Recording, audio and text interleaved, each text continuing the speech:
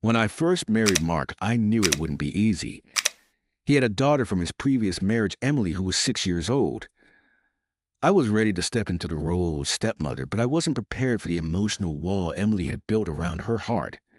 She had lost her biological mom at an early age, and I was just a new woman in her father's life.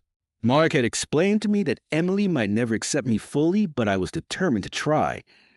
I loved her like my own, showering her with affection, buying her clothes, helping with her homework, and spending time playing her favorite games. But there was one thing Emily refused to do: call me Hoa Mom. It wasn't that she disliked me. She just couldn't bring herself to say those words. Mom was for her real mom, the one who had passed away. I understood that, but the silence around my role in her life hurt. Every time she called me by my first name, I felt like an outsider in my own home. Years passed, and the gap between us remained. I tried everything: patience, kindness, and understanding, but nothing worked. There were moments when I thought I had finally earned her trust, only to be reminded of the cold distance when she would speak to me like a stranger.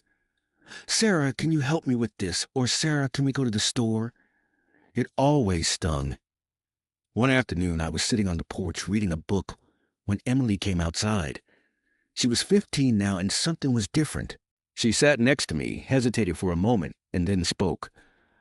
I I need to tell you something," she began, her voice barely above a whisper.